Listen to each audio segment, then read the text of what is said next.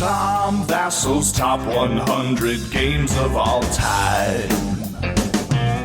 Some say that Tom is like a giant among men. Others say he's a little obsessed. I don't even have a top 10. Tom Vasel's top 100 games of all time. It's time for the top 10 of all time. Yeah. Time for the top 10 dance. I'm not going to dance because that's a crime against dancing. Okay, folks, this is it. This is what we've all been waiting for, my favorite 10 games.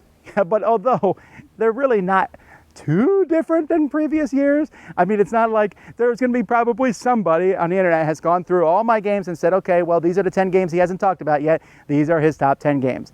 Yeah, I get it. That's probably not so, surprising. However, I still want to talk about them because this may be the very first time you've seen my top 10.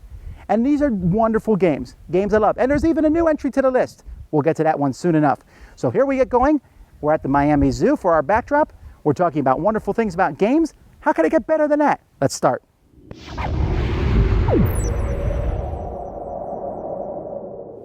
Okay, number 10 is Kemet.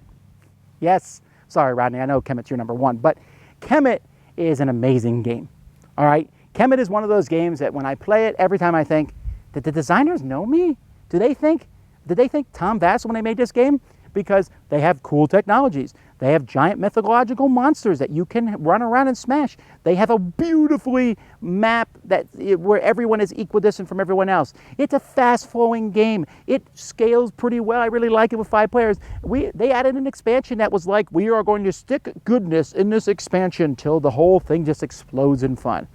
I love Kemet. I love it from the cool pieces to the fun expansions to the it feels like war games these days are not games that I want to play all the time, light war games even that much, but Kemet is a light war game with a whole lot of twists, great combat card system. Really, I could just go on and on and on and on and on about this game, so I won't. Go watch my review. Number 10, Kemet.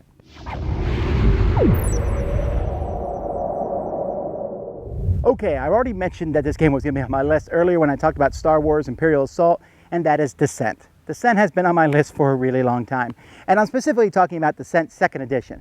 Because the Descent 1st Edition was really fun, but the 2nd Edition is where the game has really shines. There is so much content for Descent. I don't even own all the content for Descent. Well, actually, by the time you're watching this, maybe I do. I do go out of my way to get it because I love all the expansions. I love the new monsters. I love the new heroes that they add.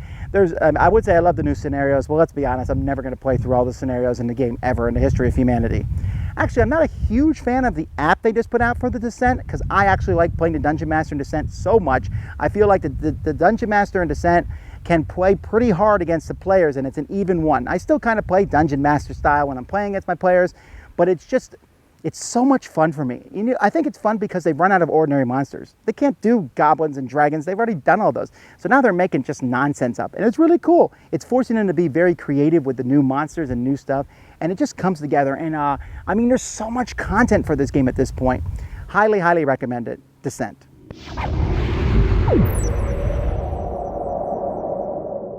And here we get to the last new game to the list. All the rest have been on my top 100 before, but this one has not because this one I played just after I made the top 100 list last year. And that game is Time Stories. I cannot emphasize enough how much I love Time Stories. Yes, it is not redoable. Time Stories is a game that comes with a case. It's like a video game console where you're sticking in cartridges, and the original one comes with one gothic feeling almost case, but they have 3 other cases since: the Marcy case, Prophecy of Dragons, and an Egyptian one, and there's at least 2 more coming, and please let there be more, because every time I get one of these new expansions, I want to do nothing else. I don't want to review, I don't want to eat, I want to play that new expansion. And when I feel that strongly about a game, it's got to be in my top 10. I mean, I want to play it till I'm done. I want to explore. I love Choose Your Own Adventure books. I love time travel. This game, this has some of the best artwork ever made for a game. It's just phenomenally packaged. And you know what? If they never do come out with another module, it may fall out of my top 10, right? But I'll always look at those experiences as some of the best experiences in gaming, for sure. Time Stories.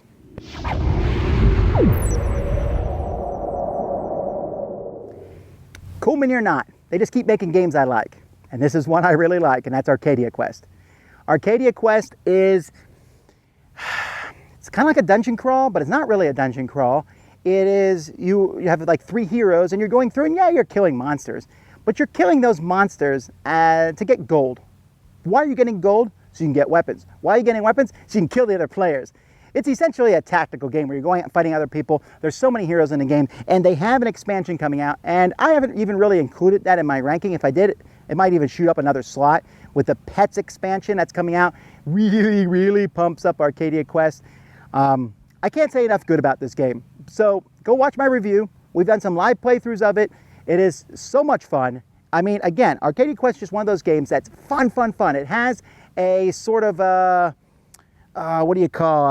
progression, a campaign, but there's only 5 scenarios, and you get weapons, and when you're done playing Arcadia Quest, you play it, and then you'll sit there and go, can we fit in another game? That is a good game.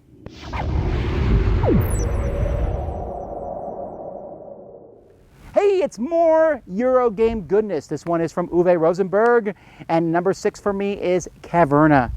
You know, Feast for Odin may eventually pass Caverna, I don't know. But I'll tell you what, every time I think about Caverna, I'm just happy. I love Caverna. It knocked Agricola off the list. They're very similar games, and I know some people like Agricola, but Caverna gives me that happy feeling. It's like, I want to be a sheep farmer with 50 sheep. You can pull that off in Caverna. I want to be a miner. And Caverna, with the whole going off on quests with the dwarves, there's a lot of pieces in this game. There's no denying that. But it's pretty easy, actually, to teach people. That's one of the things I like. Yeah, I'll probably beat someone who's new at the game because they don't know all the different strategy that's in it, but they can still kind of get a grasp of it. And when Caverna's done, you look at what you've built, you say, that's my mine, that's my farm, my dwarves are the best farmers ever, which is something no one has probably ever thought to say before Caverna came out. But it is a fantastic game. It boggles my mind that Mayfair is not making expansions for it, that instead they're concentrating on Agricola, because I think clearly Caverna's the better game. But what can I do? Caverna.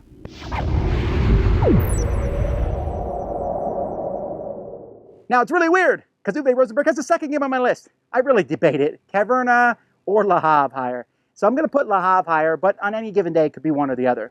Now, Le Havre is not as pretty looking as Caverna, doesn't have as many pieces as Caverna, but Le Havre still has that one thing I like, which is a plethora of happy options. I'm like, ooh, should I take a pile of fish? Or should I build this amazing building? Or should I use this amazing building? I have so many amazing options. I like games that give you a lot of amazing options. And Le Havre always has amazing options. I've also played it enough that I'm getting better at the game, right? I feel like this is a game that I can do well at because I've played it so often.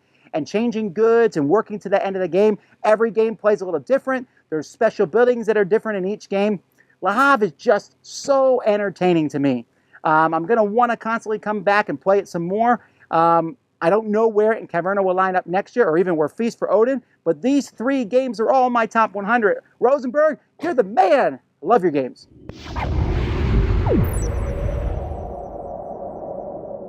I always feel a little bad about putting Heroescape on my list here. Number 4 was number 2 last year, whatever. Because it's hard to find these days. Yeah, you can find it at thrift stores. You can find it, on eBay and Craigslist for pretty high prices. But you know what? Even if it's hard for you guys to find, I got to talk about how much I love it. I love it, I love it, I love it. It is fun. Now they're coming out with Magic the Gathering board game, which is very similar to Heroescape.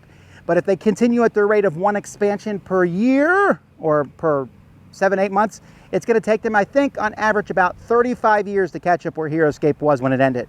Heroescape has beautiful terrain. It has the concept of you fighting, robots from the future against dragons, against some nasty, scaly creatures, against Minutemen, against Roman gladiators, against a guy riding a dinosaur, against cowboys. I could go on and on. It's simple, it's easy to play. Some people say, kids game. To them I say, I'm having fun playing this kids game, because Heroescape is really that entertaining. Yes, it's huge. Yes, it takes up more room in my collection than any other 5 games.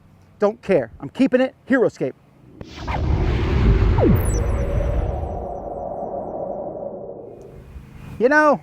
I've come around on collectible games I no longer have the urge to own everything. And I know this because I love Marvel Dice Masters, DC Dice Masters, D&D Dice Masters, whatever, Dice Masters. But I don't have to have all of it. There's a ton of it out there. I have a lot of it, but I don't have all of it. I'll probably never have all of it, and I don't care. I love Dice Masters, not for the collectability part, but because it allows me to take Spider-Man and Superman on the same team against Dr. Doom and Doomsday. That's right, Dr. Doomsday. And that is so entertaining for me, but not just the theming of the game. I love Marvel and DC universes. I love to see common people fight. But I love dice, and this game is full of custom dice, and you get to pull the dice from a bag and roll them. I like that, but I also like building your own team.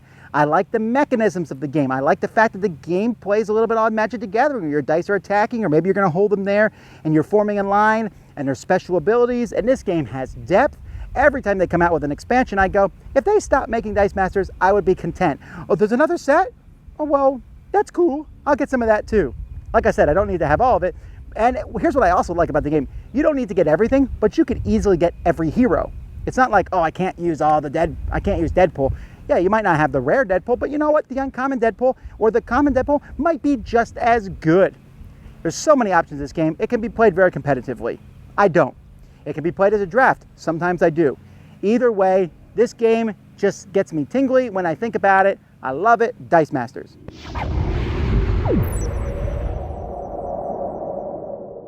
Okay, almost to the top. Number 2, which has moved up from number 5, and that is Summoner Wars.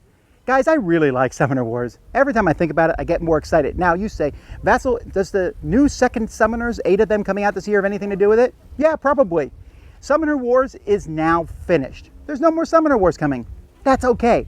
There are, like, I think 16 factions. Each has 2 summoners. Each has a reinforcement pack. There's a couple master sets. There's even dual factions. There's a ton. And yet I can still go pull 2 armies out, boom, boom, sit them down and play them. And I love that. I love the fact that the game is so simple to play. And yet every time I play it, I'm sitting there going, all right, what tactics am I going to use this time? And I like that the factions all feel really differently. This is, compared to HeroScape, this game is so cheap to get into. You can just buy a couple starter decks and you are fine. And it is an amazing game. It is a wonderful experience. Highly recommend it. Summoner Wars.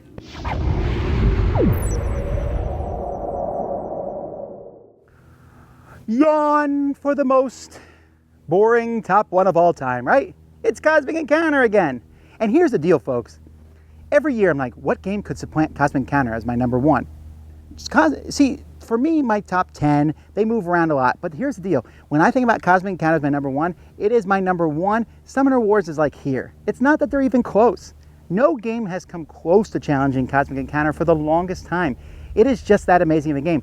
I just recently played an 8-player game of Cosmic Encounter, which is probably more players than should be played, and yet it was a fantastic, amazing experience. I loved it. I love every game of Cosmic Encounter. Every game feels so different. As you take these aliens and you're just trying to, they're a different combination, and they just announced another expansion. I didn't even need that. It's like, sir, are you stuffed on that candy? Have some more. I love it. And you know what? I could go on and on about how much I love it, but really, if you've never heard of Cosmic Encounter, go check out my reviews. I did one for new players who've never played the game before. Go check out that review, and it will explain why I love the game so much. I haven't changed. I like it even more. It'd be cool, you know, for the list's sake, and I could get more views if I picked another number 1, right? But I gotta stay true to what I love, and I love Cosmic Encounter. I know it's not everyone's cup of tea, but if you've never played it before, you need to play it at least once. You need to try it at least once. You may not like it, and a lot of people don't, but a lot of people love it. Definitely check it out. The best game of all time, Cosmic Encounter. Yes, I'm done with the top 100 games of all time. Here at the Miami Zoo, it's really, really hot, and I'm glad to be finished with this. But I'll tell you what, I'm actually not done yet. I'm going to do another video that shows my 101 to 200, so you can see the games that missed the list. I'll kind of talk a little bit about those. Not a lot. This is not a top 200 by any means, but you might want to see some other games that I love very much. Folks, I appreciate you sticking with me so far. Like I said, People's Choice Top 100 is around the corner, so we'll have a chance to look at your favorites. And so with that being said, I guess we have to come to a, what? We have to edit these. No, yeah, no, I was just, I'm Tom Vasel. This has been the Top 100 of all time. Thanks for watching. To see the rest of the top 100 lists, check out our website at dicetower.com, where you can also find The Dice Tower, the premier podcast about board games. I'm Eric Summerer, and you've been watching Tom Vasel's Top 100 Games of All Time.